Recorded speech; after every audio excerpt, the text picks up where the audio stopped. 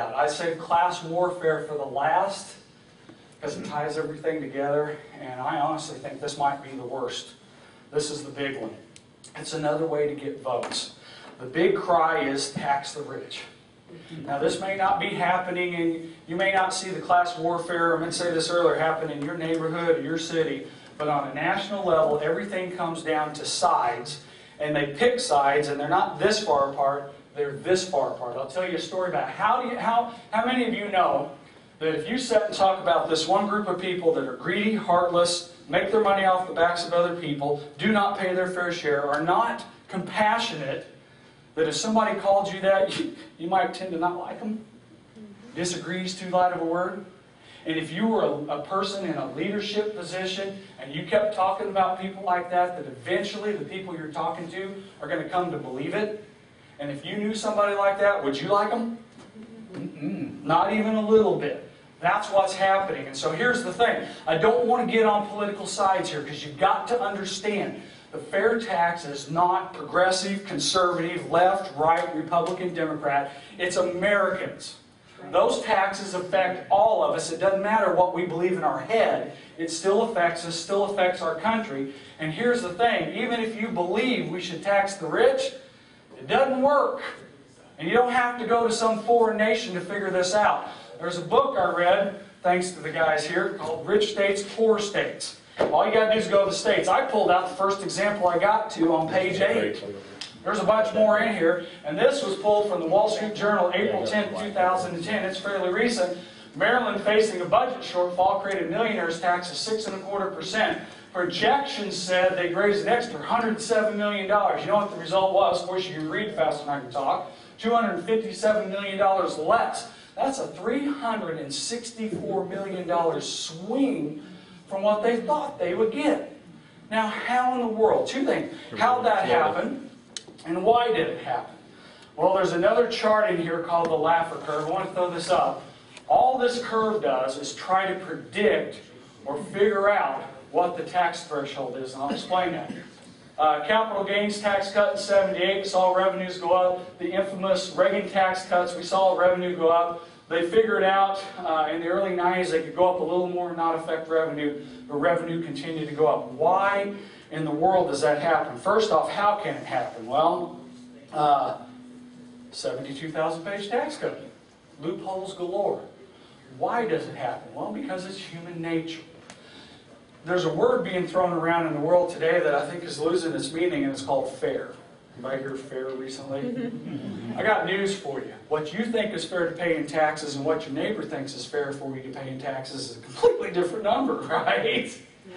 And so what happens is we have a threshold. And if we get above that threshold, we don't want to pay that much taxes, so we go seek out help. It takes an expert. And experts, how many people know just the word expert adds 50% to the cost of anything?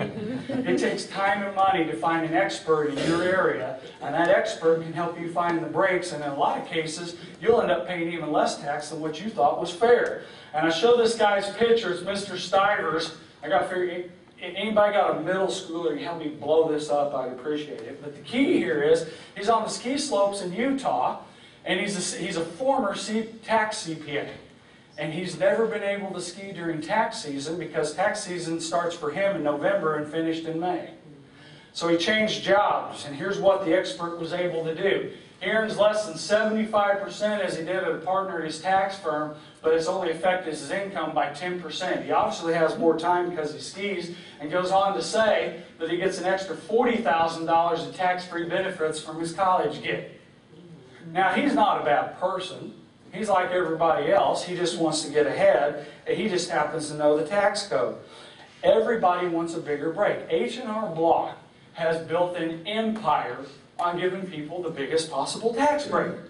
And I'm willing to bet, I don't know this for a fact, but I'm willing to bet they're not doing Warren Buffett's taxes or Bill Gates, are they?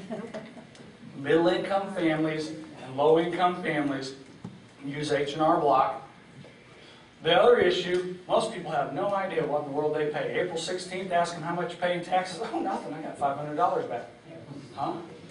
Didn't you pay all year long?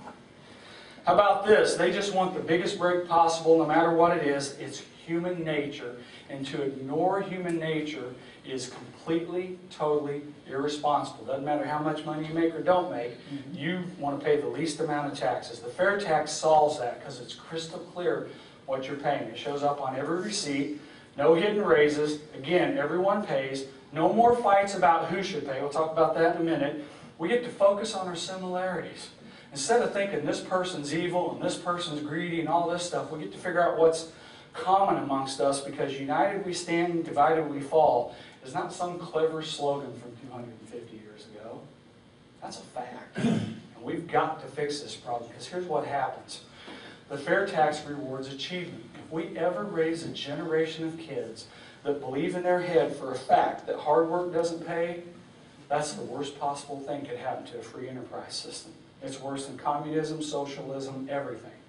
That would be an absolute disaster. The current plan curbs growth. And let me give you an example from your life. Anybody remember their first job? Yeah. You remember the first time you worked overtime, how excited you were to see that check? And then you got it and go, what happened? IRS got us, what happened? I knew people in the manufacturing industry that refused to work overtime because it wasn't worth their time to go do it. It curbs growth. And if you want more proof that we're on the verge of raising a generation like that, look at this.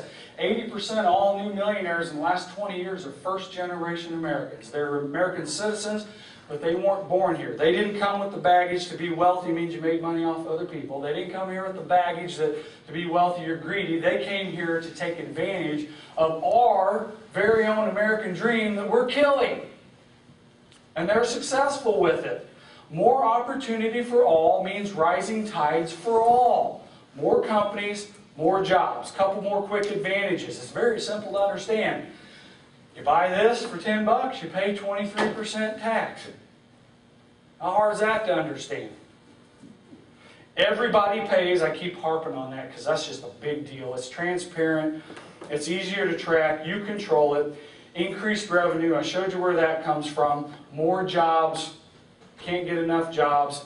Here's one of the digs. They say, why should we do it? Why shouldn't we do it? Well, a lot of people are going to say there's a black market that's going to develop if we go to this consumption tax. Well, right now there's 144 million households that the IRS, the file returns the IRS has to track, and 2.4 million returns for corporations. Again, these aren't simple returns, 100 to 1,000 pages. I don't know how big these are, but what do you think the odds are that they're going to be able to look at all those? Not too good. Oh, I got those crossed up. Open for the black market. Now, the fair tax happens at the retail level. There's only 80,000 retail outlets. What are the odds we're going to get all, if we're watching 80,000 retail outlets versus 144 million households? Retail outlets. And what gets more intense about this is 80% of retail business goes to the top 20% of retailers. Big boxes. Walmart, Target, Lowe's, Best Buy.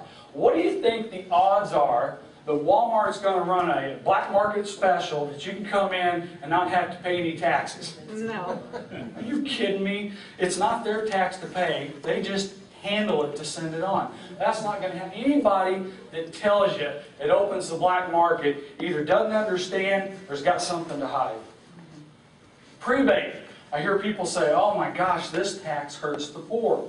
Well, they built in a prebate, and I said monthly check in here because I didn't know how else to word it. It's actually a deposit into your account covering taxes on basic household necessities based on government-published poverty levels for various sized households. What that means is, if you have a family of 4, the government knows at the poverty level what it takes for the food, clothing, and shelter.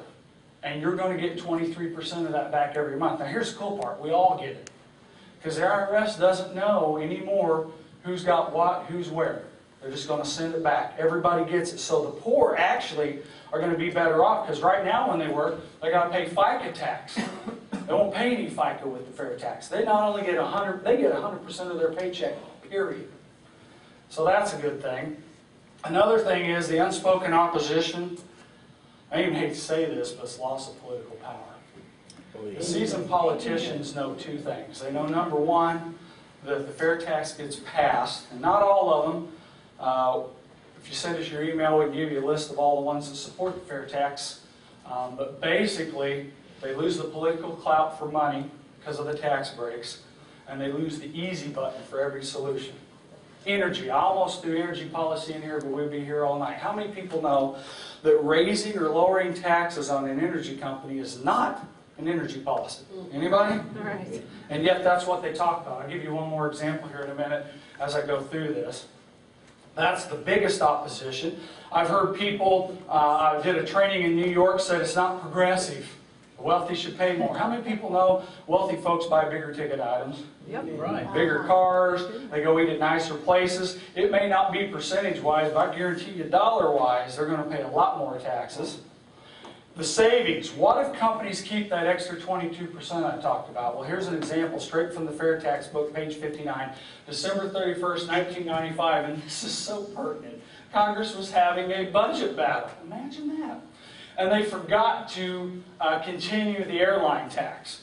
Now, why this is so important, I know ticket prices are high, but how many people have seen any airlines go out of business in the last 10 years, right? Mm-hmm. It's a competitive industry, and that airline tax could have meant the difference between having a profit and going in the red. But in a matter of days, one company dropped their ticket price. What do you think the rest did? They all dropped it. Yeah, they all dropped it. Government goes, oh my gosh, we're not collecting this tax. Raised it back up. A couple days, everybody raised their prices. Do you think a corporation that has a chance to undercut their competition by 22% is going to ignore that? By golly, they're going to try and corner the market. It's going to be amazing what's going to happen. And here's a good one. What about the flat tax? I hear about the flat tax. The flat tax is nothing more than the current tax code we have now before the loopholes. How long do you think it'll take the experienced people to put loopholes back in that? Does anybody in here know what the definition of insanity is? Yeah. Doing the same thing over and over again, expecting different results. That's exactly what that flat tax is doing the same thing over and over.